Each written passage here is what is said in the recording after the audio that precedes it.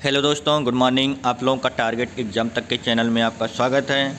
आज हम बात करेंगे 31,277 जो शिक्षक भर्ती हुई है उसको लेकर अब बड़ा सवाल उठ रहा है। यानी भर्ती भी हो गई, नियुक्ति पत्र भी बढ़ गया और कॉलेज भी आवंटन हो गया। लेकिन अभी भी इस मुद्दे को लेकर, इस मैटर को लेकर हाई कोर्ट में याचिका डाली गई है, जिसको लेकर हाई कोर्ट के जज ने तत्काल जवाब मांगा है उत्तर प्रदेश सरकार से और शिक्षक भर्ती आयोग से। आइए हम इस पर बात करते हैं, जिसमें हम सबसे पहले बात करेंगे 31,277 शिक्षक भर्ती पर राष्ट्रीय पिछड़ा वर्ग आयोग हुआ सख्त, सरकार से मांगा जवाब। और जो दूसरा मुद्दा है 31,277 भर्ती में कम गुणांक वालों के चयन पर हाईकोर्ट के जज ने मांगा जवाब। साथ ही यूपी टेट 2019 के 5 सवालों के आपत्ति को लेकर भी सवाल उठाया गया है। अगर इन 5 सवालों पर यूपी टेट 2019 के नंबर बढ़े तो होगा बड़ा उलटफेर भर्ती में। इन तमाम मुद्दों पर हम बात करेंगे। लेकिन दोस्तों, अगर आपने हमारे चैनल को सब्सक्राइब नहीं किया है तो सब्सक्राइब कर लीजिए, ताकि आप लोगों के पास लेटेस्ट वीडियो की अपडेट आप तक सबसे पहले पहुंचती रहे। सबसे पहले हम बात करेंगे 31,277 शिक्षक भर्ती को लेकर, जिसमें 31,277 शिक्षक भर्ती की नियुक्ति पत्र भी बैठ चुका है, कॉलेज भी आवंटन हो चुका है और कुछ मुद्दों को लेकर अब राष्ट्रीय पिछड़ा वर्ग आयोग अभ्यर्थी पहुंच चुके हैं।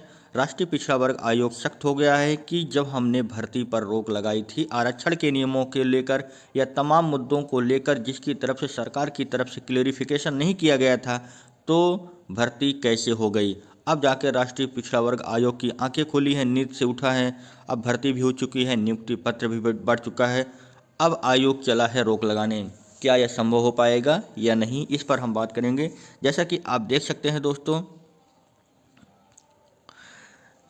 भारत समाचार में लखनऊ में लिखा है कि 69,000 जो सहायक शिक्षक भर्ती का मामला है, शिक्षक भर्ती के मामले में आया नया मोड़। राष्ट्रीय पिछड़ा वर्ग आयोग ने किया सवाल, आयोग ने भर्ती पर रोक लगाई तो भर्ती कैसे, विभाग कर सकता है भर्ती। आयोग 4 दिसंबर को आरक्षण के मुद्दे पर होगी सुनवाई।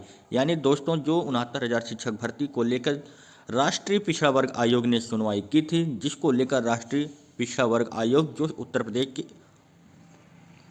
उत्तर प्रदेश के अधिकारियों के द्वारा राष्ट्रीय पिछड़ा वर्ग आयोग के अधिकारियों को संतुष्ट नहीं किया गया और उस पर स्टे अभी तक भी लगा हुआ है। लेकिन इसी के बीच उत्तर प्रदेश सरकार के द्वारा 31,277 शिक्षक भर्ती को पूरा कर दिया गया है, जैसे कि तैसे, चाहे इसमें कम मेरिट वालों का सिलेक्शन हो गया हो, अधिक मेरिट वाले बाहर हों, लेकिन उससे अधिकारियों को कोई लेना देना नहीं है। अब तमाम प्रकार के सवाल उठ रहे हैं। अभ्यर्थी अब राष्ट्रीय पिछड़ा वर्ग आयोग पहुंचे हैं, लेकिन अब राष्ट्रीय पिछड़ा वर्ग सवाल मांगा है सरकार के, अगर हमने भर्ती पर स्टे लगाया था तो भर्ती प्रक्रिया कैसे हो गई है। स्वाभाविक है दोस्तों, नियुक्ति पत्र बढ़ चुका है। नियुक्ति पत्र बढ़ने से कुछ नहीं होता है, क्योंकि इस नियुक्ति पत्र में आपके लिखा हुआ 1 साल तक यह भर्ती कोर्ट के अधीन रहेगी। आप 1 साल तक प्रशिक्षु के तौर पर आप अध्यापन का कार्य करते रहेंगे। अगर कोर्ट का कोई इधर या आयोग का कोई भी निर्णय आप भर्ती के खिलाफ आता है तो भर्ती प्रक्रिया निरस्त हो सकती है। अब जबकि 4 दिसंबर को इस मुद्दे को लेकर, यानी एमआरसी के मुद्दे को लेकर राष्ट्रीय पिछड़ा वर्ग आयोग में सुनवाई है। क्या दोस्तों, बात यह थी कि राष्ट्रीय पिछड़ा वर्ग आयोग ने सरकार से जवाब मांगा था कि जो भर्ती हो रही है किस तरह से हो रही है, आरक्षण के नियमों के तहत हो रही है या नहीं हो रहा, किस वर्ग के कैटेगरी की कितनी सीटें हैं, किस वर्ग में कितने लोगों का सिलेक्शन हुआ है। सरकार ने इस तरह के डॉक्यूमेंट या हलफनामा आयोग के पास नहीं दे पाई है। इसी को लेकर आयोग ने भर्ती पर रोक लगाया था, जो अभी तक आयोग के पास हलफनामा या डॉक्यूमेंट नहीं पहुंचा है। इसी को लेकर हमें लग रहा है भर्ती प्रक्रिया पर, नियुक्ति पत्र पर एक बार फिर रोक लगा दी जाएगी। बढ़ चुका है तो क्या वो शिक्षण कार्य पर रोक लगा दी जाएगी या अवैध घोषित कर दिया जाएगा। अब देखने वाली बात है कि 4 दिसंबर को आरक्षण के मुद्दे पर जो सुनवाई होनी है उस पर राष्ट्रीय पिछड़ा वर्ग क्या निर्णय देता है। इसके अलावा हम दोस्तों बात करेंगे 31,277 भर्ती में कम गुणांक वालों के चयन पर हाईकोर्ट के जज ने मांगा जवाब। दोस्तों, जैसा कि आप देख रहे हैं कि आज के जो दैनिक जागरण पेपर है, राष्ट्रीय पिछड़ा वर्ग आयोग 4 दिसंबर को करेगा सुनवाई, इसको तो हम बता ही चुके हैं। कम गुणांक वालों का चयन अवसर तलब।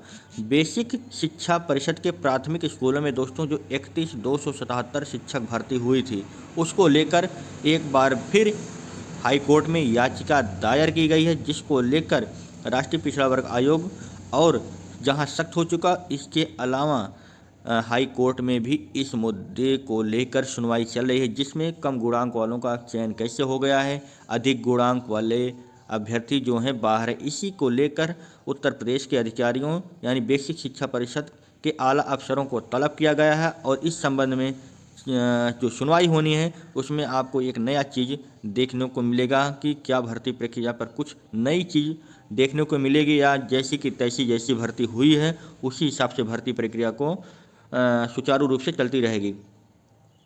इसके अलावा दोस्तों हम बात करेंगे यूपी टेट 2019 के 5 सवालों पर आपत्ति, अगर नंबर पर हुआ उलटफेर तो होगा बड़ा उलटफेर भर्ती को लेकर। जैसा कि दोस्तों जाने कि यूपी टेट 2019 जो परीक्षा हुई थी वह विवादों के घेरे में थी, चाहे नकल को लेकर हो, चाहे परीक्षा के जो परीक्षा नियामक प्राधिकारी द्वारा पेपर कराया गया था प्रश्नों को लेकर हो, जिनमें 5 प्रश्न को लेकर अभी भी विवाद की स्थिति बनी हुई है। दोस्तों कोई अभ्यर्थी नहीं, बहुत से अभ्यर्थी ऐसे हैं जो अपने जो सरकार के द्वारा क्राइटेरिया फिक्स किया गया है उसकी गाइडलाइन में 1 नंबर से भी फेल हो गए। यहाँ तो 5 नंबरों का सवाल है। इसी को लेकर दोस्तों न्यायमूर्ति पंकज भाटिया ने सुनवाई की थी।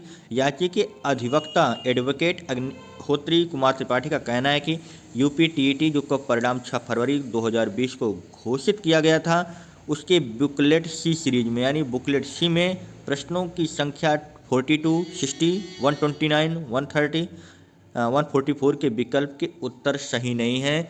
इन पहले बुकलेट के प्रश्नों जो सी हैं इनके 5 प्रश्न के आयोग उत्तर क्लेरिफाई करें।